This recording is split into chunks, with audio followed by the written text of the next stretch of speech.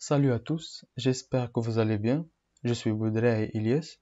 Tout d'abord, au nom de mes collègues, nous tenons à remercier notre professeur Monsieur Joglaoui de nous avoir guidés durant cette année et d'avoir enrichi nos connaissances concernant la maintenance et la sûreté de fonctionnement. Notre sujet aujourd'hui est l'étude du comportement global d'une plateforme de tri de la déchetterie. Dans cette plateforme n'est appliquée qu'une maintenance corrective. Et comme nous savons tous, la maintenance prédictive est d'anticiper les pannes et les arrêts des machines pour une meilleure maîtrise et connaissance de leur fonctionnement en temps réel. Et c'est le but de notre sujet. Voilà le plan qu'on va suivre.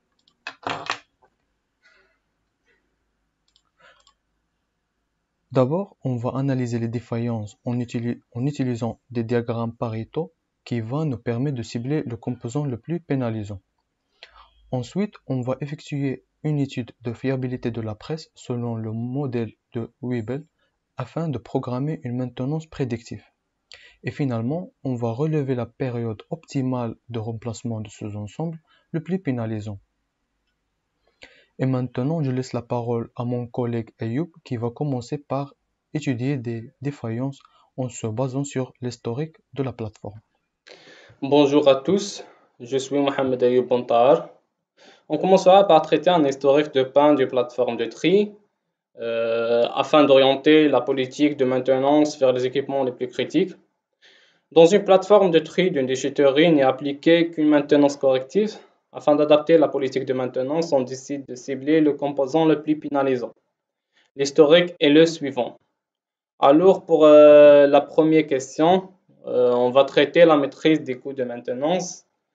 La maîtrise des coûts a toujours constitué une priorité, même si elle est parfois perçue comme une tâche répétitive pour la direction financière. Voilà le tableau de maîtrise des coûts pour les 5 composants convoyeur, trommelle, tapisserie, overband et presse. Pour le convoyeur, on voit que le temps d'arrêt est de 25 heures, sans des coûts de manœuvre de 575 euros, sans des coûts des pièces de rechange dans chaque maintenance est de 3188 euros, sans des coûts d'indisponibilité de 4575 euros. Alors les pertes totales pour ce composant sont de 4338 euros en global pendant presque de 3 ans. On fait le même calcul d'après l'historique pour les autres composants. En utilisant ce tableau, l'historique de la plateforme de tri, on pourra réaliser deux analyses de Pareto. Le premier sur le coût de défaillance et le deuxième sur le nombre de défaillances afin de localiser les composants critiques.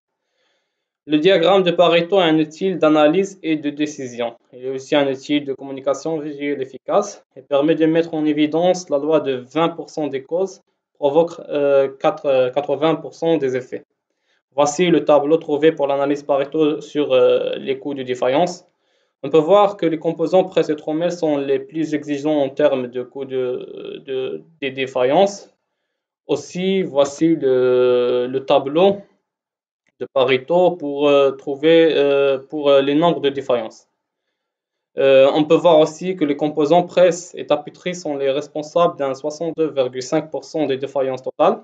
Voilà. Et on peut aussi conclure que on conclut la trommelle dans la zone A parce qu'elle a, elle a le même nombre de défaillances que la tapisserie. Voici notre graphe de Pareto produit. Pour conclusion, on peut dire que du côté des défaillances, les deux composants les plus critiques sont la presse et trommelle, puisqu'ils causent un 75,76% des coûts de défaillance. Par contre, du côté du nombre de défaillances, on trouve les composants presse et tapisserie sont les plus critiques, englobent un 62,5% du nombre de défaillances totales. Il est clair qu'il faudra cibler le composant presse en premier. On devra investir dans une maintenance préventive et abandonner la politique corrective car elle engendre des coûts inutiles. Depuis, en étudiant l'historique, on voit qu'il y a plusieurs points qui se passent consécutivement dans une durée courte. Pour ce cas, on peut dire que les défaillances sont en cascade. Donc, en choisissant une maintenance préventive, on peut freiner cet effet de boule de neige. Également, on peut investir dans une meilleure logistique afin d'accélérer le processus de la documentation de la maintenance. Cela va nous permettre de réduire le temps de disponibilité et par la suite les coûts. Une autre suggestion est l'investissement dans les composants de meilleure qualité. Finalement, on devra aussi mettre un œil sur les composants à batterie et trommelles, puisqu'ils sont les composants les plus critiques après la presse codex. Alors, je laisse la parole à mon camarade. Avant d'entamer l'étude du sûreté de fonctionnement, on va s'arrêter sur quelques définitions. D'abord, la TBF, ou bien la Time Between Failure, est le temps entre deux défaillances consécutives. Et la moyenne des TBF, c'est la MTBF, Mean Time Between Failures. La MTA, ou bien moyenne des temps d'arrêt. La fonction de défaillance f de t, c'est la probabilité pour qu'un équipement tombe en panne avant l'instant t. Après, on a la fonction de fiabilité r de t, c'est la probabilité de survie des équipements. À l'instant t, on observe un pourcentage des survivants. Et finalement, la loi de Weibull de fiabilité, il suit la forme de r de t égale à la exponentielle de t moins gamma sur nu, tout à la puissance bêta. Avec bêta indique la distribution des défaillances, nu c'est un nombre positif permettant le changement d'échelle temporelle et gamma permet de fixer une position dans le temps à partir de laquelle on commence l'étude. Et maintenant, je laisse la parole à mon collègue Ahmed. Bonjour à tous, je suis Ahmed Amrani Akdi et maintenant on passe à l'étude de la sûreté de fonctionnement. La problématique est la suivante. On a une pièce qui est fortement sollicitée, d'où la nécessité de l'étude de la sûreté de fonctionnement, grâce auquel on pourra mettre en place une politique de maintenance préventive. Donc on commence les calculs. On commence par la fonction de défaillance. Pour la trouver, on classe les différents TBF selon l'ordre de l'inférieur au plus grand et on utilise les rangs médians. Pour trouver la loi de fiabilité de Weibull, on doit tracer ln de 1 sur 1 moins f devant ln du TBF et on réalise une régression linéaire grâce à laquelle on trouvera les trois paramètres de la loi de Weibull. On a que la droite est égale à 2,10x moins 11,336 et c'est bien une droite car le coefficient de corrélation linéaire r au carré est beaucoup proche à 1. Donc on a que bêta est égal à 2,10, c'est la pente de la droite. On a que eta, c'est l'exponentielle de moins l'ordonnée sur la pente. Cela nous donne 215,84 heures. Et gamma est égal à 0, car la courbe est une droite. D'où que la loi de Weibull, r de t est égal à l'exponentielle de moins t sur 215,84, le tout à la puissance 2,10. Pour trouver le MTBF et l'écart type, le calcul est direct. On va vers la table de la loi de Weibull et selon le paramètre bêta, on obtient deux autres paramètres A et B. On a que A est égal à 88,57 et B est égal à 0,443. Donc le MTBF est eta fois A plus gamma, cela nous donne 191,17 heures. Et l'écart type, c'est eta fois B. Cela nous donne 95,62 heures. Finalement, pour trouver la fiabilité à l'MTBF et la périodicité à 80%, cela se réduit à calculer R du MTBF et trouver T tel que R de T est égal à 0,8.